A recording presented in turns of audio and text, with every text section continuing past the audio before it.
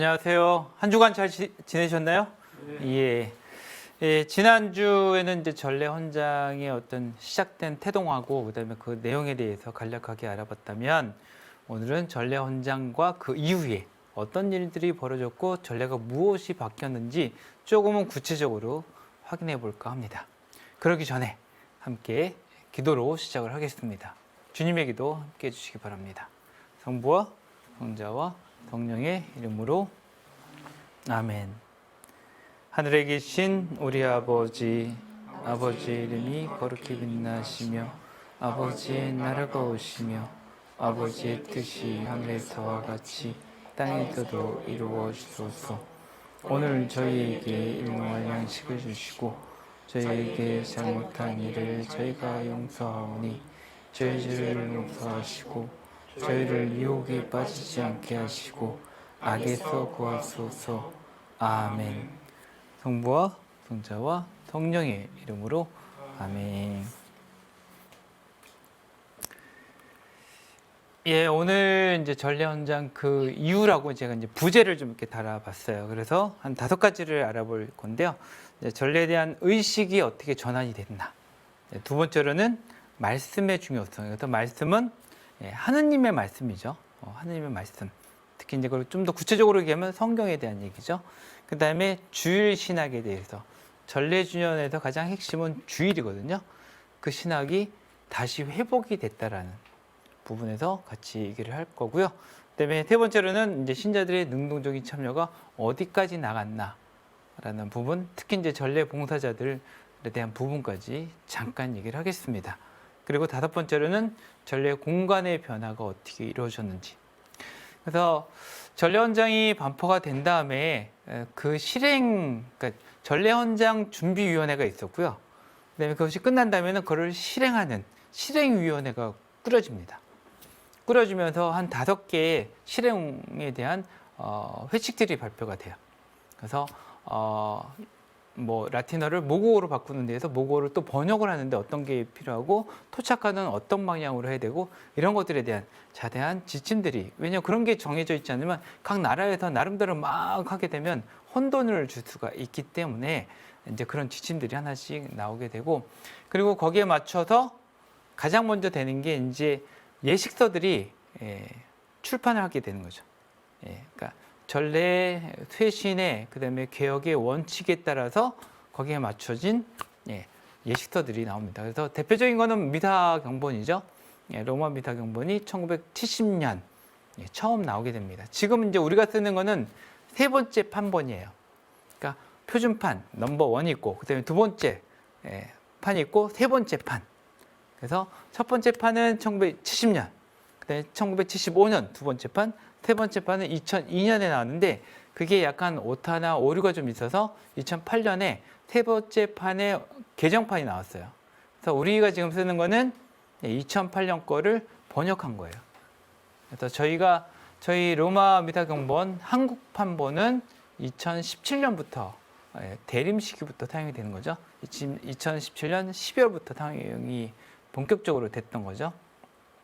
또 그런 과정을 겪어서 나머지 어른입교 예식서, 그다음에 그 견진, 성품 이런 거에 대한 예식서도 쭉쭉쭉 나오고 성물도에 대한 것도 나오고요. 지금 저희들도 그걸 또 이제 다 번역 작업을 했는데 번역도요 1970년대에 번역하는 거랑 지금 번역하는 게 달라요. 쓰는 용어가 달라졌어요. 그리고 우리 표준법이 또 달라졌어요. 그래서 거기에 따라서 계속 번역을 해서 많이 나왔죠. 그래서 아직 몇 가지가 안 나오는데 이제 저희가 지금 전례위원회가 주교회 전례위원회에 저도 일을 하고 있는데 지금 핵심적인 일은 성물도를 지금 또 개정 작업을 하고 있어요.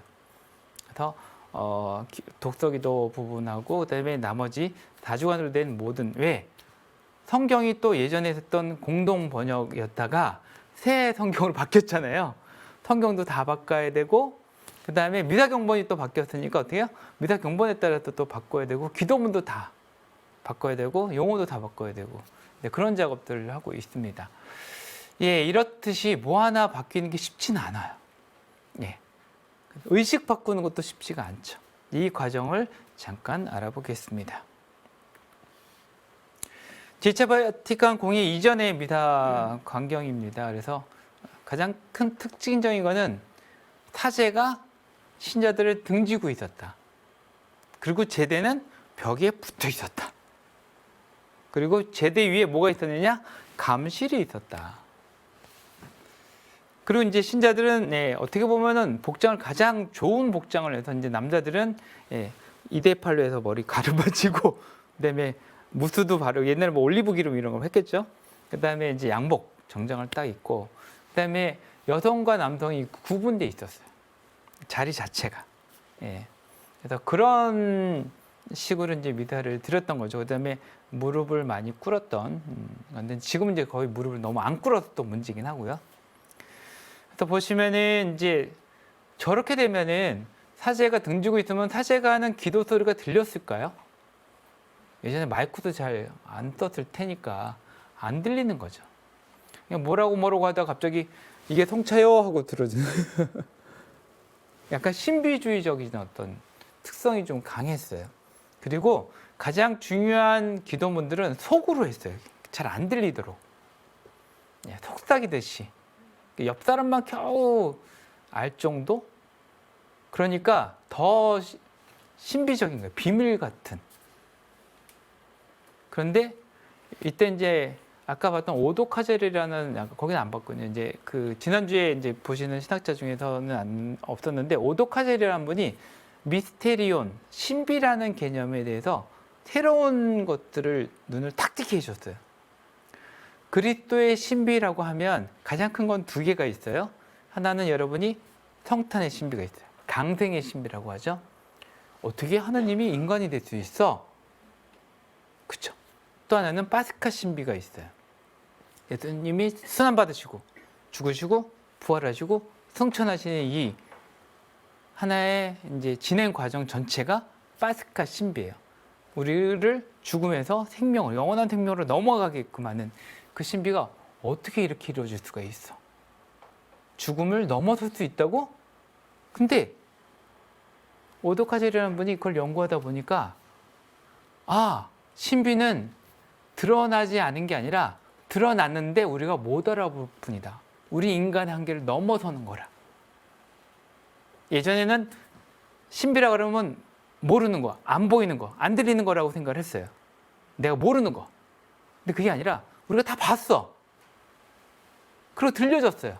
드러났어.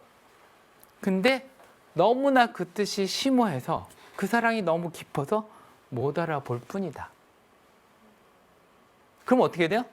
그 신비를 서로 주거니 받거니 해야 되는 거예요. 기도를 통해서 다 드러났으니 벌써 예수님이 다 보여주셨어요. 그걸 왜 숨길 필요가 없는 거예요? 못 보게. 그러면서 어떻게 돼요? 마주 봐야 된다. 그리고 또 하나의 역사적인 것들을 연구가 계속되면서 원래 미사는 마주 보는 거였다.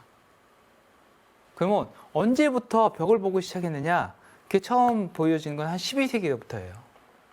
성체가 너무 거룩하다는 걸 너무 강조하다 보니까 예수님의 몸이다 이게 정말 그걸 강조하다 보니까 모든 사람들이 다 성체를 향해야 된다는 걸로 바꿨고 그러다가 트렌테 공회에서는 다 그렇게 결정을 해버린 거죠. 그러니까 그전에는 어떻게 해요? 서로 마주보는 미사를 했던 거죠. 그리고 이제 더 문제는 뭐냐? 제대 위에다가 감시를 놓았던 거예요. 근데 예수님의 말씀을 잘 보시면 너희는 나를 기억하여 이를 행하여라 라고 하셨어요. 나를. 두 단어가 굉장히 중요한데 기억하라는 거랑 행하라는 게 중요해요. 기억은 예수님이 하셨던 예수님이 누군지를 기억하는 것뿐만 아니라 예수님이 말씀하시고 행하셨던 모든 사건들까지 다 기억하는 거예요. 그리고 행하라는 건 뭐냐? 두 가지 의미로 같이 생각을 할 수가 있어요. 하나는 최후 만찬 때 했던 그것을 계속 행하라 라는 것도 있고 또는 뭐냐? 예수님이 살았던 그 사랑의 실천을 너희도 해라. 내가 했던 그 일을 너희가 계속 해. 두 가지 같이 다 연결이 되는 거죠. 그런데 거기서 감실이 딱 가운데 있으면서 생기는 건 뭐냐? 그냥 바라보기만 해도 좋은 분으로 넘어가 버린 거예요. 예수님이 행하라는 것들은 어디 가고 그냥 예수님은 좋은 분, 그냥 바라보기만, 가만히 그 앞에만 있는 거예요. 근데 예수님은 빨리 가서 나처럼 행하라고 계속 얘기하고 있는데. 그래서 이건 아니구나. 또 감시를 제대와 분리를 시켜놓게 됩니다. 그리고 어떻게 해요? 마주보게 되는 거죠. 예, 저때 2014년에 교황님 오셨을 때 사진이죠. 하나는 이제 명동성당에서 우리 민족의 화해와 평화를 위해서 했던 미사고요. 하나는 이제 시복미사죠. 예, 광화문 광장에서 열렸던. 예. 저도 그때 전례 실무자로 같이 열심히 이제 저 사진에 바로 옆에 제가 있었어요. 항상 이쪽에 옆에.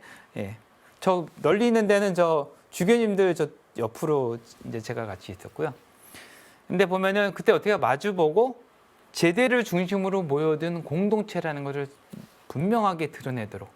제대는 누구를 상징하느냐? 그리스도를 상징해요. 왜? 거기서 2000년 전에 벌어졌던 십자가 희생 제사가 드려지기 때문에. 그래서 여러분이 들어가면 제대에 먼저 인사를 하는 이유가 저 제대에서 2000년 전에 벌어졌던 십자가 희생 제사가 드려지지 거기에 감사를 드리면서 인사를 드리는 거예요. 그 다음에 감시를 앞에 와서 또 예수님 제가 왔어요 하고 인사하는 또 인사를 드릴 수가 있는 거죠. 그래서 두 가지 크게 바뀐 거죠. 미사 형태가 마주보는 형태로 바뀌었고 모두가 들을 수 있도록 큰 소리로 기도를 한다는 게. 그래서 마이크까지 사용하면서. 예. 그래서 신비는 숨겨서 못 듣게 아주 신비로운 게 아니라 비밀주의가 아니라 드러나야 된다. 그 사랑이 드러나듯이.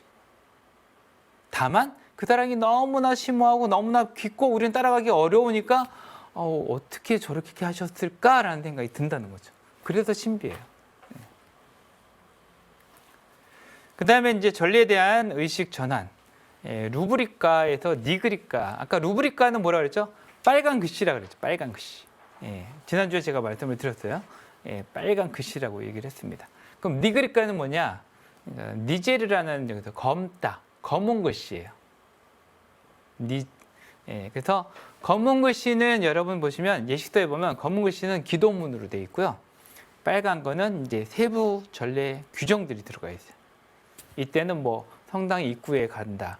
그래서 향이 맨 앞에 쓴다. 이런 식의 세부 규정은 빨간 글씨로 되어 있고 그다음에 검은 글씨. 근데 예전에는 전례라고 하면 뭐부터 생각해요? 기도보다는 세부 규정을 먼저 생각하는 거예요. 이때는 어디서 하라 그랬지? 소리는 크게 하라 그랬지? 여기는 소리를 작게 하라 그랬지? 근데 정작 중요한 건 뭐예요? 기도 내용인 거예요. 이때 무슨 기도했는지를 먼저 깨달아야 되는데 그거는 저 뒷전에 하고 이때는 이렇게 하라는 거고 향은 언제 쳐야 되고 이게 더 중요했던 거죠. 그러다가 기도에 우리가 포인트를 맞춰서 그를 잘 듣고 나의 기도로 승화시켜야 되는구나. 주례자가 하더라도. 그 다음에 전례 정의를 통한 교회 자기의식입니다. 그래서 교회가 드리는 이 전례를 통해서 무슨 일을 한다? 지난주에 말씀을 드린 것 중에 하나가 예수 그리스도의 사제직을 수행한다. 신학적 의미예요. 그래서 예전에는 전례 규범이 전례인 줄 알았지만 이제는 아니다. 예수님이 했던 그 일이 바로 전례에서 이루어지고 있다. 구원 사건이 여기서 벌어지고 있다. 지금 여기서 그 일이 벌어지고 있다. 라는 의식을 가지고 참여하면 달라진다는 거죠. 그 다음에 이제 말씀의 중요성을 좀 보시면 말씀과 예식의 긴밀성, 모든 예식에서 이제 말씀을 넣었어요. 왜냐하면 예전에는 그렇지 않았다라는 뜻이에요. 특히 이제 축복 예식이나 이럴 때는 예전에는 뭐 성도 부리고 그렇지 않으면 이렇게 손 긋고 뭐 기도문이 중심이었어요. 근데 지금은 온전하게 잘 하려고 하면 앞에 말씀 예식이 항상 들어가요. 축성에도 그렇고 축복에도 그렇고. 그래서 하느님의 말씀을 먼저 듣고 그 말씀대로 축복을 하는 거예요. 근데 급할 때는 어쩔 수 없이 이제 예식 부분만, 기도 부분만 하고 거기에 대한 성수를 뿌린다든지, 그다음에 성호를 긋는다든지 이런 행위를 같이 하면서 축복 예식을 하지만 그렇지 않고 좀 여유가 있다 그러면 무조건 먼저 말씀 예식을 같이 해야 된다는 걸로 해서 예식서가 다 그렇게 되어 있어요, 지금. 그 다음에 말씀과 성찬의 관계를 회복합니다.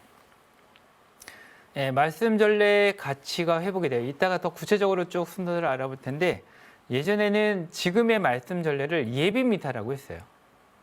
두 가지 의미가 있는 것 같아요. 하나는 예비자들도 참여할 수 있는 미사의 양식이라고 할 수 있어요. 두 번째로는 본 미사를 준비하는 예비 미사라는 의미도 있어요. 그래서 그 예비자들은요, 봉헌 예물까지만 하고 가야 됐어요. 본격적으로 시작하는 이제 감사성부터는 못 들어가요. 그걸 참여할 수 있는 자격이 안 돼요. 그리고 성체를 영하지도 못하죠. 그렇죠? 또 하나는 주님의 기도를 할 수가 없어요. 왜? 세례를 안 받았기 때문에 하느님을 아버지라고 부를 수 있는 자격이 없어요. 그래서 요즘에는 저는 이 부분은 예전 부분이 좀 낫다라는 생각이 들어요. 그러니까 예비 미사라고 한 거는 잘못이었지만, 그거는 좀 미사, 이제 말씀을 너무 이렇게 약간 소홀히 한 느낌이 있지만, 예비자들은 아직 성찬 전례에 들어갈 준비가 안 돼 있는 분들이에요. 그리고 또 하나는 뭐냐? 내가 세례를 받고 딱 온전한 미사를 드렸을 때 감동. 내가 이제는 정말 다른 신자들하고 똑같은 대우를 받고 있어. 주님의 기도를 할 수가 있고 하느님을 아버지라고 부를 수가 있고 이제 성체도 영할 수 있어. 근데 지금은 어때요? 돈은 내라 그러는데 줄 건 안 줘. 그쵸? 그리고 하느님을 아버지라고 하는데 좀 느낌이 안 와. 그래서 약간 이 부분은 약간 예전식으로 하는 게, 왜냐면 뭐 히폴리토의 사도전등이라든지 디다케 이렇게 보면 옛날에 애들 보면은 하느님 주님의 기도가 세례 바로 전에 할 수 있도록 허락한 기도예요. 하느님을 아버지로 부르는 게 얼마나 중요한지를 이사야기 3세기서부터 벌써 얘기를 했는데 지금은 너무 쉽게 주님의 기도부터 가르쳐줘요. 그러니까 왜냐하면 가톨릭 기도도에 성원경 다음에 주님의 기도가 나와 있으니까. 제 생각엔 좀 그래요. 그걸 익숙하게 해야 되는데 앞으로 평생 할 텐데 뭐 익숙할 필요가 뭐가 있어요? 그래서 그 어른 입교 예식서에 보면 신경 수요 다음에 주님의 기도 수요가 있어요. 바로 세례 전에, 전주에.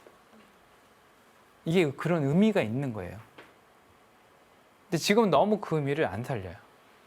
하느님을 아버지라고 부르는 것 굉장히 중요한 의미가 있는 거예요. 왜? 이제는 내가 하느님의 자녀라는 의식을 갖게 되기 때문에. 예, 그래서 미사 때도 참여하더라도 좀 뒤에 자리를 하고 그다음에 말씀 전례까지는 하고, 왜 성경을 늘 듣고 뭐 피사도 하고 그러니까 말씀의 전을 통해서 하느님이 우리를 구원하러 오셨고 그다음에 우리는 응답할 본성이 있다, 그런 의무가 있다는 것을 확인해 주는 건 굉장히 좋습니다. 근데 성찬 전례는 좀 아니라는, 모르겠어요. 지금 일단 저는 이런 걸 이제 계속 주장하고 있는데 그렇게 어떻게 바뀔지 모르겠어요. 근데 말씀의 풍요로운 말씀을 들려주도록 한 거예요. 트렌트 공회 때는 1년 주기였어요. 한 해를 계속 들으면 똑같은 게 또 반복이 되는 거예요. 독서하고 말씀. 그리고 2독서였어요. 주일에도, 대축일에도 1독서. 그냥 신약에 있어서의 사도 서간들, 사목 서간들, 사도행전 정도만 읽혀주고, 네, 복음이 다복음서 중에서 이렇게 돌아가면서 읽었어요. 그러니까 어떻게 해요? 뭐가 빠져 있나요? 구약이 빠져 있었어요. 그리고 복음들도 그다음에 사도 서간들이나 신경이나 사도행전이나 그다음에 요한복음으로 이런 부분이 많이 빠지게 돼요. 그래서 아니다. 첫째로는 구약에 대한 위치. 구약은 신약을 미리 보여주는 거다. 예수님이 하셔야 되는 그 일들을 예형적으로 먼저 보여준 말씀과 사건들이 있다. 그게 복음하고 당연히 연결이 되는 거죠. 그래서 구약의 소중함을 다시 한번 깨닫고 1독서의 구약을 배치를 하고 2독서의 예전처럼 사도 서간들하고 그다음에 요한묵시록, 그다음에 사도행전들이 같이 연결이 되도록 하고, 사복음서를 이제 3년 주기로. 그래서 지금은 무슨 해죠? 가해죠. 그래서 나, 다해. 3년 주기로 세독서를 주일하고 대축일에는 하도록 한 거죠. 그래서 훨씬 성경을 풍요롭게 우리가 들을 수 있고, 근데 거기에다가 예전에는 강론들을 많이 하지는 않으셨어요. 저 어렸을 때도 복사쓸 때 보면 그 여름에는 강론을 쉬셨어. 여러분 방학하죠? 이제 강론도 쉽니다. 방학합니다 하고 7, 8화를 쉬었던 기억이 나요. 근데 지금 시민들은 어떻게 해요? 1980년대 중반부터요. 매일 미사도 강론을 하기 시작한 거예요. 시민들이 죽으려고 그래요. 강론만 없으면 정말 좋을 텐데라고 할 정도로. 여러분들 많은 사람 앞에서 계속 묵상하면서 강론을 준비하는 거 쉽지 않아요. 근데 지금은 굉장히 복음이나 그다음에 성경 말씀을 풍요롭게 듣기도 하지만 또 하나는 강론을 통해서 계속 그것을 다시 한번 해설해주고 또 하나의 선포를 하고 있는 굉장히 예전보다는 예전에 프로테스탄트들이 얼마나 저희들을 뭐라 그랬냐고 성경을 모른다고 성경을 얼마나 읽고 있냐고 물론 우리 일반 신자들이 개신교 신자들이 열심히 읽는 분들은 뭐 암기까지 다 하잖아요. 그 정도는 아니더라도 예전보다는 전례에서 성경을 풍성하게 듣고 있고 설명을 듣고 있다.